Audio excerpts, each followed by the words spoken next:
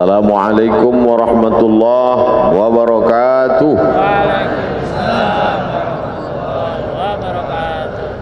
Alhamdulillahilladzi bi ni'matihi tatimmu shalihat.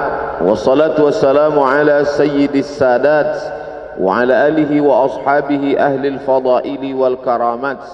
Subhanaka la ilma lana illa ma 'allamtana innaka antal alimul hakim. Rabbi shrah li sadri wa yassir li amri wahlul 'uqdatam min lisani yafqahu qawli. Man shalla subha fi jama'atin kana fi zimmatillah. Siapa yang salat subuh berjamaah maka dia dalam tanggungan Allah, dalam tanggung jawab Allah, dalam perlindungan Allah. Maka kita semua yang salat subuh berjamaah ini dalam fi zimmatillah, dalam tanggung jawab Allah, dalam kuasa Allah, dalam perlindungan Allah dari segala macam mara bahaya, musibah, penyakit, dan dijaga dalam istiqamah iman dan Islam. Man shalla subha fi jama'atin, siapa yang salat subuh berjamaah, thumma qa'ada yadhkurullah, duduk berzikir mengingat Allah, thumma hatta tatlu'a syamsu, sampai terbit matahari, thumma yusalli raka'ataini, salat sunat 2 rakaat, kanat lahu ka ajri hajjatin wa umrah, maka dia dapat pahala seperti haji dan umrah tammah. Diriwayatkan oleh Imam Abu Isa ibni Sawrah At-Tirmidzi dalam kitab yang masyhur disebut Sunan At-Tirmidzi, tapi disebut juga nama lain kitabnya sama, Jami' At-Tirmidzi. Disebut dia Jami' karena di dalamnya ada aqidah, ada syariah, ada akhlak. Disebut dia dengan sunan karena di dalamnya ada sunnah. Kalau satu sunnah, kalau dua sunnatani, kalau tiga sunan. Sunan Abi Daud, Sunan Tirmidzi, Sunan Nasai, Sunan Ibnu Majah, Sunan Ad-Darimi. Bedanya dengan Sunan Gunung Jati, kenapa disebut sunan? Karena kalau kita hormat, tangan kita disusun. Susun itu susunan, maka disebut sunan. Tidak ada hubungan. Yang satu sunnah, yang satu cara menghormati, sunan. Karena kalau ketemu tangan kita bersusun-susun, menghormati, memuliakan dia. Begitu juga lah tangan saya susun memuliakan Abah Raud, para tuan-tuan guru, alim ulama, Amar, Adinda Amar, sahabat-sahabat semua, muslimin muslimat, insyaallah semua kita dalam ridha Allah Subhanahu wa taala. Saya diberi judul subuh ini, ayam mati di lumbung padi. Sepanjang saya ceramah baru inilah judul yang aneh. Ayam mati di lumbung padi. Jangan seperti ayam mati di lumbung padi. Itu pepatah orang Indonesia. Lumbung padi itu kalau pergi nanti ke Sumatera Barat, ada rumah seperti rumah adat di depan rumah, rangking namanya, itu tempat menyimpan padi. Supaya apa? Supaya nanti di musim paceklik, musim kemarau, sawah tidak tumbuh hijau, tidak terjadi kelaparan. Di Pulau Jawa, di Kalimantan, di Sulawesi, bahkan di Papua juga begitu tabiat orang Indonesia. Memang dia punya persiapan. Kalau di tempat lain makanannya sagu, ada tempat penyimpanan sagu. Di daerah timur sana makan sagu. Saya ceramah ke daerah Sulawesi, ke Papua, di Sorong, di Raja Ampat, di Fak-Fak, diberi sagu. Ini makanan enak Pak Ustadz, saya coba, enak. Cuman cepat laparnya, karena kita biasa makan nasi. Artinya apa? Ada persiapan untuk masa depan. Itu diajarkan Allah Subhanahu wa taala dalam surah Yusuf. Ketika dia diberikan Allah taala ilham melalui mimpi, wahyu. Bagi kita tidak ada wahyu karena sudah putus dengan datangnya Nabi Muhammad sallallahu alaihi wasallam. Habis. Al-yauma akmaltu lakum dinakum wa atmamtu alaikum ni'mati wa raditu lakumul Islam madina, habis, tak ada lagi wahyu. Tapi kemudian ilham tetap terus ada. Lil insani lammatani, manusia ini punya dua lammah. Bisikan-bisikan yang datang dari malaikat disebut ilham. Bisikan-bisikan yang datang dari syaitan disebut waswasah. Makanya kita selalu minta perlindungan Allah dari waswasah. Qul a'udzu birabbin nas, malikin nas, ilahin nas, min syarril waswasil khannas. Nama perbuatannya waswasa, yuwaswisu. Perbuatannya waswasah. Tempat dia berbisik, alladzi waswisu fi sudur, di dada. Bagian yang sebelah mana? Atas, bawah, kanan, kiri. Yang sebelah kiri, tempat jantung berdetup, berdetak, berdegup, sebelah kiri. Makanya jantung itu kita isi dengan zikir. Afdalu zikri fa'lam annahu la ilaha illallah. Ke situ untuk mengusir bisikan-bisikan setan. Tabiat dia khannas, bersembunyi. Kenapa disebut dia bersembunyi? Karena dia mengintai seperti tikus di lubang mengintai kucing. Kalau dia lihat ada kucing, dia khannas, bersembunyi. Tapi ketika dia lihat tidak ada kucing, dia keluar. Maka saat hati berzikir, dia bersembunyi. Saat hati lalai, dia keluar. Maka kata Allah, wala takum minal ghafilin, jangan kau lalai. Kun ma'allah, selalulah engkau bersama dengan Allah. Selalulah engkau bersama dengan Allah. Kalau engkau tidak bisa bersama dengan Allah, fakun man ma'allah, hendaklah engkau bersama dengan orang. Kalau kau duduk dengan dia, kau ingat Allah. Nah, kayak kalau duduk dengan almarhum dulu, ingat Allah. Duduk dengan Abah Raud, ingat Allah. Saya kalau duduk dengan ulama itu, Pak Ustadz, saya ingat Allah. Alhamdulillah. Tapi kalau saya duduk dengan Ustadz, saya ingat proposal. Oleh sebab itu maka kun ma'allah. Untuk apa? Mengusir khannas yang bersembunyi tadi. Maka kita ini dikatakan dalam tema yang diberikan, jangan seperti ayam mati di lumbung padi. Kenapa ayam bisa mati di lumbung padi? Ayam itu kan mati karena kelaparan. Kenapa bisa di lumbung padi, tempat penyimpanan padi, menunggu masa paceklik, masa kering, sedangkan orang saja tidak akan mati karena padi itu ada, padahal dia berada di lumbung padi itu. Kenapa bisa mati? Karena dia tidak mau apa bahasa Indonesia, mencotokkan, menggunakan paruhnya untuk memakan padi itu. Dia tidak mau, dia biarkan dirinya mati binasa, tidak mau dia makan padi itu. Oleh sebab itu, adakah manusia seperti ini disebutkan dalam Al-Quran yang sejalan dengan peribahasa ini?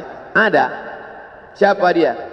Kamatsalil himari yahmilu asfara, seperti keledai membawa kitab.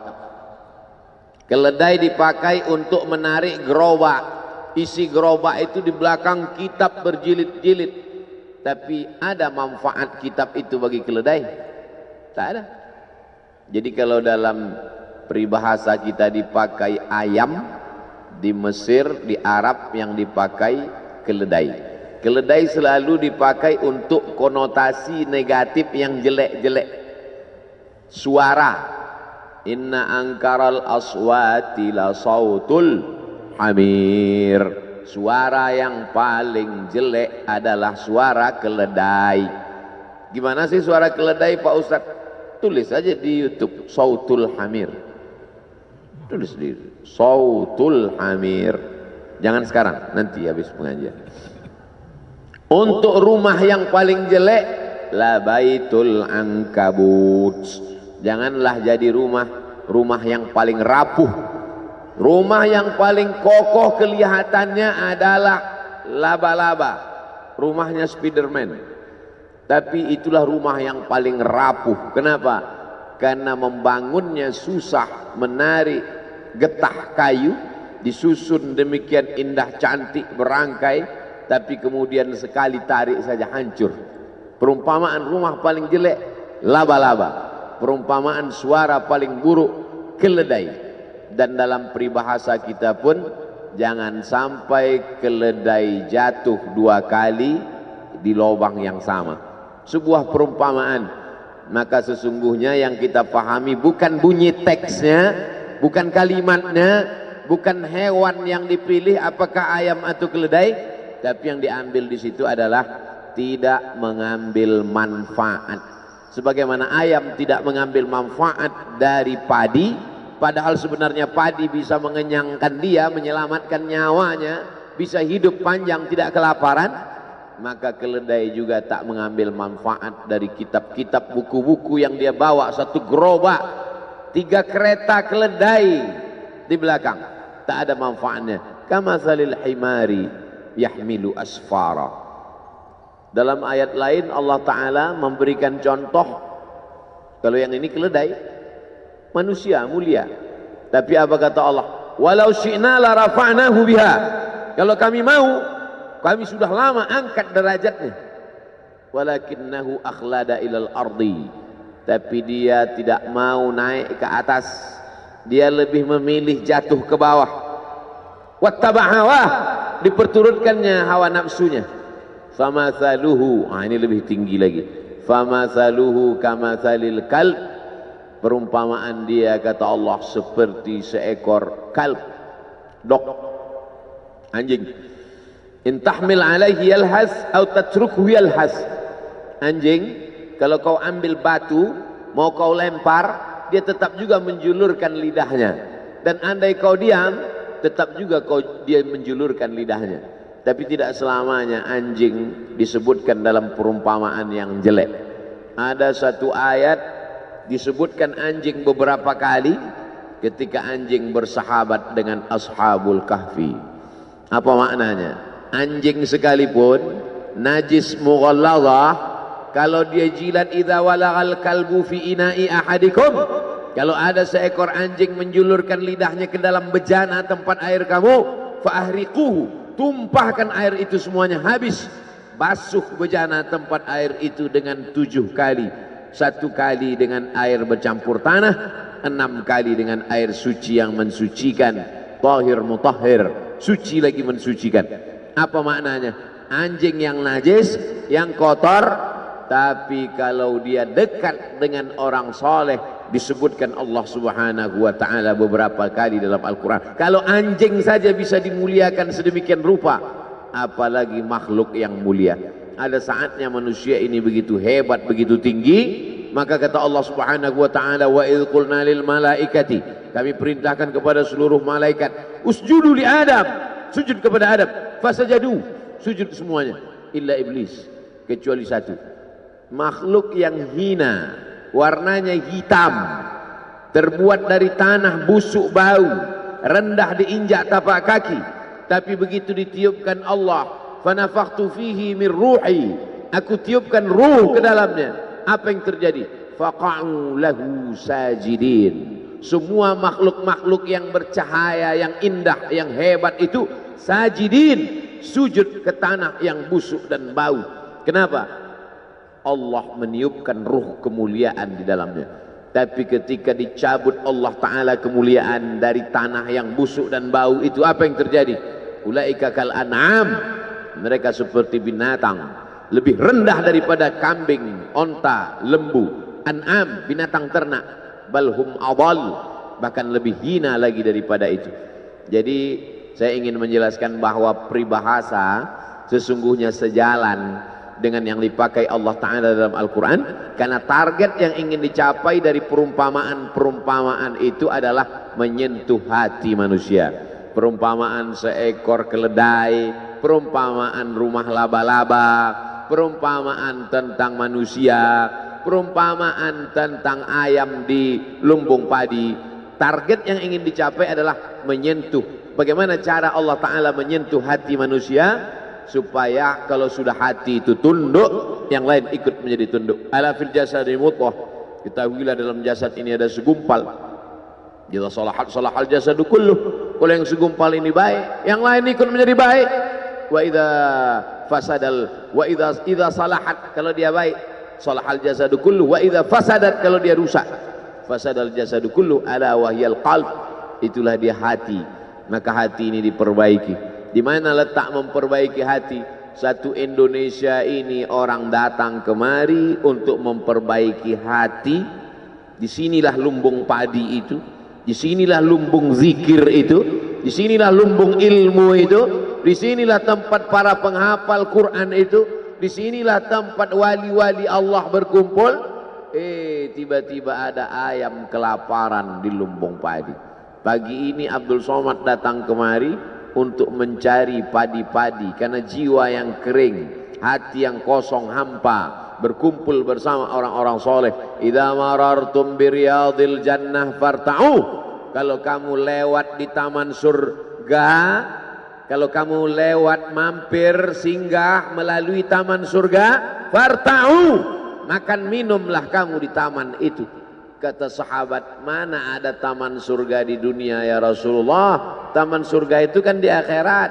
Kata Rasulullah, ada taman surga di dunia. Apa itu? Majalisul zikri, majelis zikir. Jangan sampai ayam mati di lumbung padi.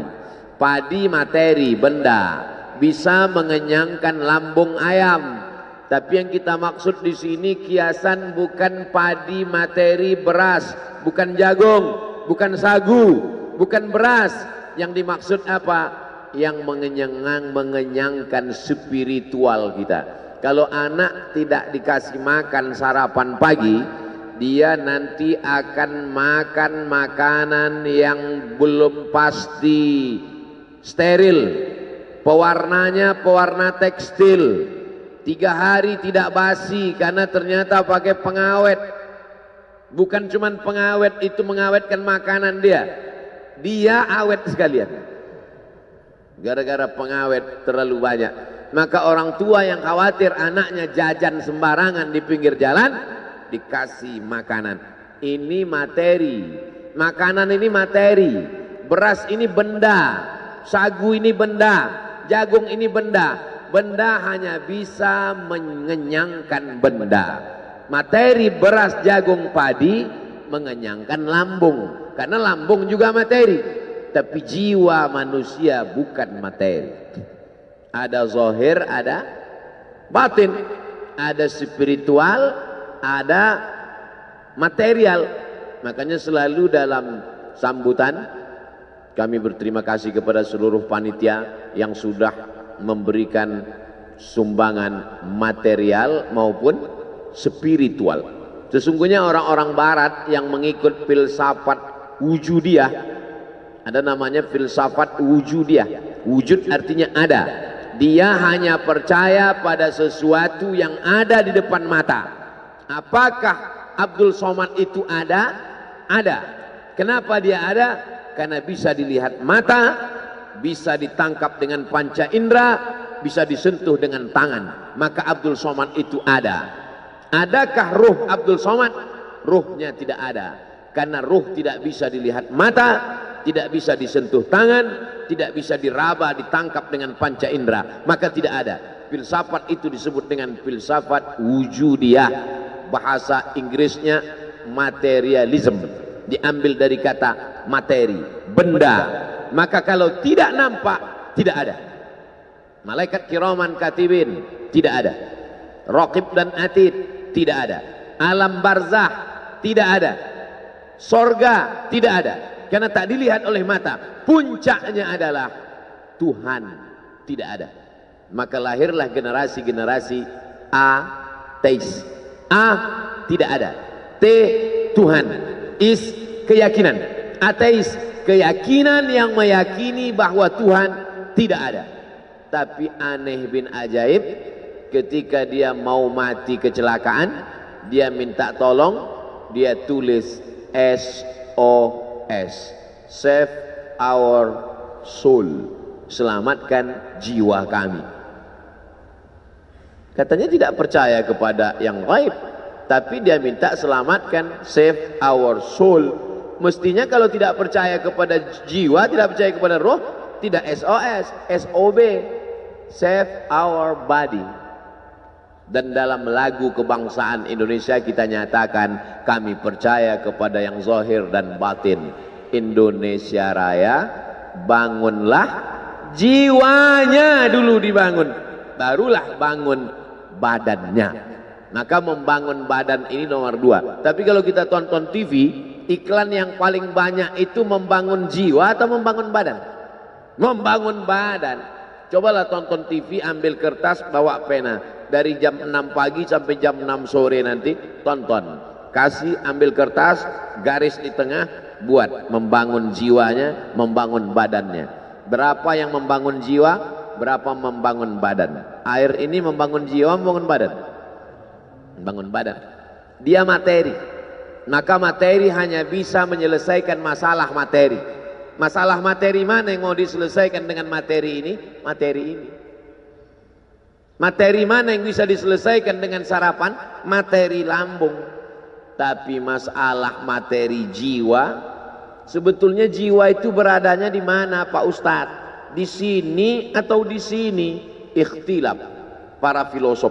Yang satu mengatakan fid dimagh, di otak. Yang satu mengatakan fil qalb, di jantung. Saya tidak suka ikhtilaf. Karena kata Nabi, kata Allah dalam Al-Quran, kata Nabi dalam hadis, la takhtalifu fakhtalafat qulubukum. Jangan kamu ikhtilaf, nanti hati kamu ikut menjadi ikhtilaf. Saya mengkombinasikan aja antara dua pendapat ini. Berawal dari jantung naik ke otak. Jadi kalau ada mengatakan, sebetulnya kita saat berpikir itu di mana? Di sini atau di sini? Am ala qulubin afala yatadabbaruna al-Qur'an? Mengapa mereka tidak merenungkan Al-Quran? Am ala qulubin aqfaluha? Atau hati mereka terkunci? Kalau begitu berpikir itu di hati katanya. Ini dalil mereka yang mengatakan bahwa letaknya itu yang gaib itu letaknya di hati. Dan banyak sekali hadis-hadis mengatakan di hati. Tapi banyak orang selalu mengatakan, marilah kita berpikir. Pernah nggak orang ngomong, marilah kita berpikir? Think, marilah kita berpikir. Lalu saya temukan ada pendapat yang mengkombinasikan antara duanya. Kata dia berawal dari jantung, dari kemudian naik ke otak. Sesuai dengan para dokter ahli medis kita juga berkata demikian. Berawal dari degup, detak, hembusan darah di jantung, dari jantung lalu kemudian dia menyembur ke otak, otak ini disegarkan, lalu dari otak turun ke mata, dari otak ke tangan. Makanya orang kalau sudah bermasalah otaknya, makan otak-otak. Kalau sudah bermasalah di otak, akhirnya bermasalah di lain. Makanya penyakit yang paling berbahaya, penyakit yang paling ditakuti orang zaman sekarang, akibat dari banyaknya lemak, minyak masuk ke dalam darah, akhirnya terjadi penyumbatan saluran darah, lalu kemudian na'udzubillah terjadilah hal-hal mati badan sebelah, stroke dan lain sebagainya. Tapi insya Allah orang-orang yang soleh makannya digaga, apalagi sekarang 10 awal Muharram, bulan mulia, bulan haram, bulan banyak dipakai untuk beribadah. Jangan sampai tinggal puasa sunat 9, 10, 11, nggak bisa 3 hari 9, 10 saja, 9, 10 pun nggak bisa 10 saja, 10 pun nggak bisa juga. Innalillahi wa inna ilaihi raji'un. Lalu kemudian kalau dipakai teori-teori Nabi Sallallahu Alaihi Wasallam, Nabi itu berbuat itu bukan mengikuti analisa akal, tidak pula mengikuti hati, tapi dibantah Allah itu semua. Wa ma yantiqu 'anil hawa in huwa illa wahyun yuha, wahyu dari Allah Subhanahu wa taala. Maka sesungguhnya saya ingin menjelaskan, materi hanya bisa menyelesaikan masalah materi. Materi hanya bisa menyelesaikan masalah materi. Sedangkan yang dimaksud dengan non materi, membaca Quran, zikir, duduk dengan orang-orang soleh, pengajian, tasbih, tahmid, takbir, solawat, majelis ilmu, itu adalah menyelesaikan non materi. Makanya kita Islam ini diajarkan keseimbangan. Jangan kau angkat suaramu tinggi-tinggi. La tarfa'u aswatakum fawqa sautin nabi. Jangan kau angkat suaramu melebihi suara Nabi. Orang Arab Badui yang tidak sopan meninggikan suara di depan Nabi. Turun ayat, la tarfa'u aswatakum fawqa sautin nabi. Maka kata Allah Ta'ala yang paling baik itu pertengahan. La tajhar bi salatika. Jangan kau jaharkan doamu terlalu melambung melengking. Wala tukhafit biha. Jangan pula kau khafi sampai tak terdengar. Wabtaghi baina dzalika sabila. Tapi carilah jalan tengah. Makanya umat Islam ini adalah jalan tengah. Umat ini adalah umat pertengahan. Wa kadzalika ja'alnakum ummatan wasata. Yang satu mengatakan Nabi Isa itu dinaikkan ke atas terlalu tinggi. Wa qalatil yahudu Uzair bin Allah wa qalatin nasara al-masih ibnullah. Al-Masih anak Allah, terlalu tinggi. Yang satu pula Yahudi mengatakan Isa anak zina. Mereka tuduh Maria berzina dengan Joseph si tukang kayu. Anak zina, jatuh ke bawah, rendah, hina. Maka abuki imra'a sau'in. Bapakmu bukan preman, orang jahat. Wa makanat ummuki baghiyah. Ibumu bukan baghiyah, wanita tuna susila. Datang orang Yahudi menemui Maryam yang baru saja melahirkan anak. Makanan qasiyah. Dia tidak tahan mendengar buli-buli. Mengapa dia punya anak tanpa suami? Kenapa dia bisa hamil? Membuli. Habis dia dibuli, akhirnya dia pergi mengasingkan diri. Makanan qasiyah, di tempat yang jauh dari Palestina. Nah, jadi di antara yang suka membuli ini Yahudi. Jadi kalau ada suka membuli ini otak-otak Yahudi. Maka larilah Maryam. Jadi kalau mau belajar dari bagaimana Maryam dibuli orang, bagaimana cara dia, pergi lari. Kita sekarang kalau dibuli orang nggak perlu lari, cukup matikan handphone. Lalu kemudian dasar pembuli, orang sudah lari, ternyata mereka datang ke sana. Mereka datangi langsung. Apa kata mereka? Makanat abuki imra'a sau'in. Bapakmu bukan orang jahat. Wa makanat ummuki baghiyah. Ibumu bukan wanita tuna susila. Titik. Kalau ayat itu dilanjutkan tidak layak menjadi kitab suci. Bapakmu bukan preman tengik, ibumu bukan wanita tuna susila. Kalau dilanjutkan, mengapa kau punya anak hasil zina? Apa yang dilakukan Maryam? Tarkul jawabi alal jahili jawabun. Tidak menjawab orang yang jahil, itulah jawabannya. Tidak menjawab orang jahil, itulah jawabannya. Apa yang dilakukan Maryam? Fa'asyarat ilaih. Maryam cukup menunjuk anaknya. Isa yang terbaring, sesosok bayi. Fa'asyarat ilaih. Maryam menunjuk anak. Kata Maryam, bayangkan tiba-tiba kalau datang orang sedang membuli. Kenapa kamu bisa hamil gak punya suami? Bapakmu bukan orang jahat, ibumu juga bukan wanita tuna susila. Kenapa kamu bisa punya anak haram? Oh, makin marah dia. Apa kata mereka? Kaifa nukallimu man kana fil mahdi sabiyya? Kaifa nukallimu man kana fil mahdi sabiyya? Kamu suruh kami bicara dengan anak kecil ini. Bagaimana kami bisa bicara dengan anak ini? Disitulah Allah Ta'ala menunjukkan mukjizatnya, seimbang antara zahir dan batin. Yang dilakukan oleh Maryam itu adalah zahir, menunjuk anak. Tapi yang dilakukan Allah adalah batin. Islam mengajarkan seimbang antara zahir dan batin. Jangan orang hanya batin saja. Innallaha la yanzuru ila ajsamikum. Allah tidak melihat bentuk fisik tubuh kamu. Wala ila suwarikum. Allah tak melihat rupa wajah kamu. Walakin yanzuru ila qulubikum. Yang dilihat Allah itu batin kamu. Gara-gara ini santri-santri tak mandi pagi. Kamu kenapa matanya? Allah hanya melihat hati kita, Pak Ustaz. Makanya ketika bercermin kita diajarkan Allahumma kama hassanta khalqi wa hassin khuluqi. Makanya di azikra yang zahir ada, yang batin ada. Merugilah orang yang berada di Jakarta, Jabodetabek, Jakarta, Bogor, Depok, Tangerang, Bekasi. Mereka adalah ayam-ayam mati di lumbung padi.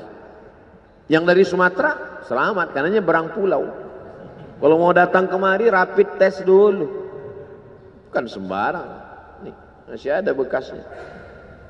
Saya selamat. Saya tidak termasuk ayam mati di lumbung padi karena lumbungnya jauh. Tapi yang ada di sekitar Jabodetabek, Lampung agak kena juga karena dekat kemari.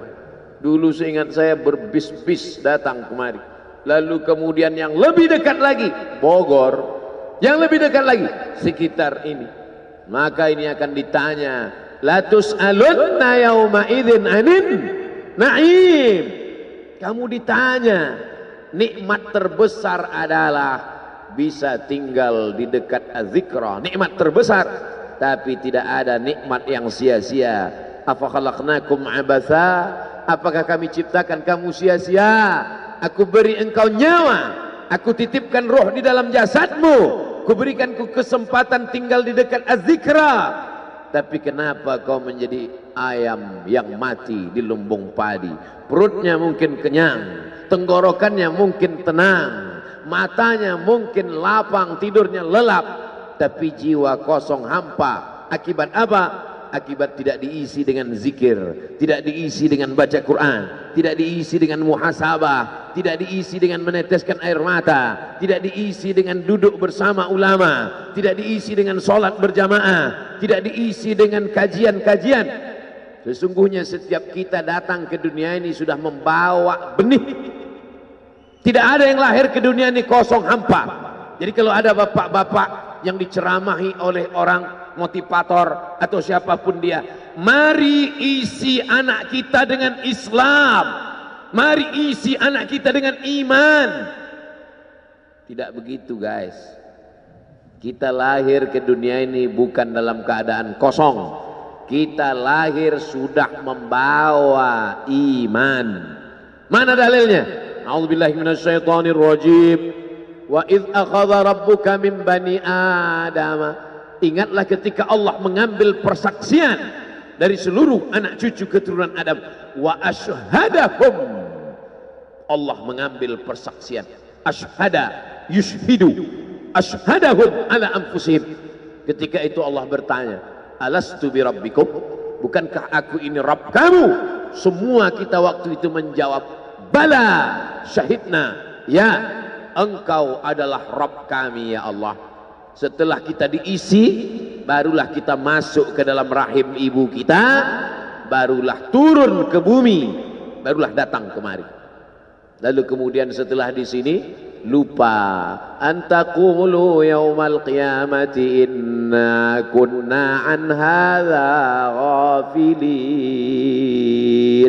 Kami lupa, kami tidak ingat. Orang yang tidak ingat ini diingatkan. Fadzakir, ingatkanlah. Inna fa'ati az-zikra. Fadzakir, berilah peringatan. Inna fa'ati az-zikra. Inna fa'ati az-zikra. Az-zikra bermanfaat untuk siapa?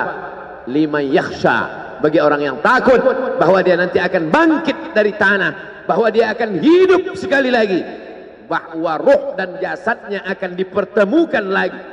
Apa mungkin kita ini akan hidup lagi Pak Ustadz? Ucapanmu sama seperti ucapan Asi bin Wa'il yang membawa tulang kering kerontang yang sudah putih, tak ada lagi warna. Lalu dia bertanya, hal yuhyi rabbuka hadzal 'idhama ba'da ma baliya wa ramma? Apakah bisa Tuhanmu menghidupkan tulang ini lagi ya Muhammad? Nabi sallallahu alaihi wasallam diam sampai Jibril datang membawakan jawaban. Qul yuhyiha allazi ansha'aha awwala marrah. Katakan ya Muhammad sallallahu alaihi wasallam kepada Asi bin Wa'il yang tak percaya bahwa tulang itu akan hidup sekali lagi. Yuhyiha allazi ansha'aha awwala marrah. Dia yang menciptakan tulang itu sebelum ada menjadi ada. Sekarang setelah ada dibuatnya menjadi tidak ada, akan dikembalikannya lagi menjadi ada. Sedangkan menciptakan yang tidak ada menjadi ada saja dia sanggup, apalagi yang pernah ada dibuatnya menjadi tidak ada, dikembalikannya lagi menjadi ada. Innama amruhu idza arada syai'an ayyaqula lahu kun. Azmuz zanab, ujung tulang ekor sebesar ibu jari, tulang belakang sampai ke bawah, yang lain hancur. Ketika digali makam kuburan, ada yang tulang-tulang hanya tinggal tulang paha saja, ada yang hanya tinggal gigi dan rambut saja, yang lain hancur. Tapi ada satu yang tidak hancur, kata Allah, disampaikan Nabi Muhammad SAW, ujung tulang ekor sebesar ibu jari. Maka dari itulah nanti yang akan ditunjuk, tumbuh sel-sel tulang, tumbuh kulit-kulit, tumbuh darah daging, bangkit menjadi manusia sempurna di hadapan Allah. Masuk surga itu roh dan jasad. Jannatin tajri min tahtihal anhar. Sungai, air sungai dengan gemericiknya masuk kaki ke dalam air sungai, itu adalah jasad. Kulit menyentuh air sungai terasa dinginnya, itu jasad. Zamharira adalah cahaya matahari yang tidak tembus ke bawah. Kenapa cahaya matahari tidak tembus? Karena ada ranting-ranting kayu yang saling terkait satu dengan lain, sehingga kalau duduk di bawah maka cahaya matahari tidak tembus ke bawah. Itu jasad. Maka yang masuk surga itu adalah roh dan jasad menurut Ahlus Sunnah wal Jamaah. Kalau masuk surga cuman roh, saya nggak mau. Mimpi masuk surga. Abdul Somad akan masuk surga beserta roh dan jasad, kembali sempurna. Makanya kata Nabi, la yadkhulul jannata ajuz, tak masuk surga orang tua. Menangis semua orang tua, sedih karena tak masuk surga. Nabi tersenyum, kata Nabi, bukan kamu tua tak masuk surga, kamu akan kembali muda usia belia, 30, 31, 32, 33. Karena masuk surga itu adalah orang-orang muda, anak-anak muda yang bisa menikmati dunia. Begitulah mereka masuk ke dalam surga. Apa makna ucapan Nabi itu? Ruh dan jasad masuk ke dalam surga Allah. Lagi-lagi kita sedang diajarkan keseimbangan, bahwa kita lahir membawa iman, tapi iman ini bisa mati. Benih letakkan di tanah pasir kering kerontang, tidak disiram, mati dia, kering. Bagaimana menghidupkannya? Dihidupkan dia dengan ilmu. Tidak ada majelis ilmu yang paling banyak untuk saat ini. Majelis ilmu di Az-Zikra, semua ustadz didatangkan kemari. Ustadz Tengku Zulkarnain, Abah Raud tidak usah disebut lagi, memang beliau guru dari almarhum, Masya Allah Tabarakallah. Lalu kemudian para masyaikh, Ustadz Adi Hidayat, Buya Yahya, tak dapat disebutkan satu persatu, Kiai Haji Abdullah Gimnastiar, para alim ulama, alumni Al-Azhar Mesir, alumni dari Yaman, Tarim Hadramaut, Darul Mustafa, Rubat Tarib, berdatangan kemari semua. Majelis ilmu, majelis ilmu. Lagi-lagi ayam mati di lumbung padi. Apa sebenarnya yang terselit dari peribahasa itu? Iman mati karena tidak disirami dengan ilmu. Ilmu. Datang seorang jamaah menemui saya, Ustadz Somad, saya kena penyakit insomnia, gak bisa tidur malam. Jam 2 malam mata saya masih berkedip-kedip. Bismika Allahumma ahya wa amut, gak mempan. Sebabnya apa Pak? Sebabnya saya beli tanah. Setelah beli tanah, tanam kelapa sawit, dipupuk, dijaga. 3 tahun berbuah, pas mau dipanen sudah dipanen orang duluan. Ternyata tanahnya bermasalah, dibawa ke pengadilan, dia yang menang. Akhirnya sampai jam 2 malam gak bisa tidur. Apa yang terlintas dalam pikiran? Kenapa beli tanah, kenapa tanam sawit, kenapa beli tanah, kenapa tanam sawit, kenapa diambil orang, kenapa dulu gak ternak ikan aja, kenapa gak ternak puyuh. Berbulan-bulan gak bisa tidur. Akhirnya pergi ke psikiater. Pak psikiater, ya saya sudah 2 bulan nggak tidur Pak psikiater. Akhirnya Pak psikiater buat resep. Ini obatnya, yang ini dimakan sebelum makan, yang ini dimakan setelah makan, yang ini 3 kali, yang ini 2 kali. Akhirnya memikirkan resep itu, makin nggak bisa tidur. Dimakan, tertidur. Dosisnya habis, terbangun. Kenapa beli tanah, kenapa tanam? Setelah dimakan, muncul masalah baru. Terlalu banyak makan obat, terjadi kekacauan tubuh. Akhirnya kena buah pinggang, muncul masalah baru. Sampai akhirnya saya ketemu MP3 Ustadz. Saya dengarkan sebelum tidur malam. Begitu saya dengar, saya tertidur. Makanya saya tidak marah kalau ada jamaah tertidur. Itu menunjukkan jiwanya tenang. Karena dia tidak kena penyakit insomnia. Orang Amerika, orang Eropa, mobilnya mewah, apartemennya cantik, rumahnya megah, duitnya banyak, dolarnya bejibun, gak bisa tidur karena masalah hidup dunia. Kita naik angkot kelewatan gang. Itu menunjukkan apa? Di mana letak ketenangan itu? Huwallazi anzala sakinata fi qulubil mu'minin. Dia yang menurunkan ketenangan ke dalam hati orang yang beriman. Oleh sebab itu maka iman ini mesti disiram dengan ilmu. Majelis ilmu adalah majelis zikir. Majelis ilmu adalah majelis turunnya rahmat dan barakah.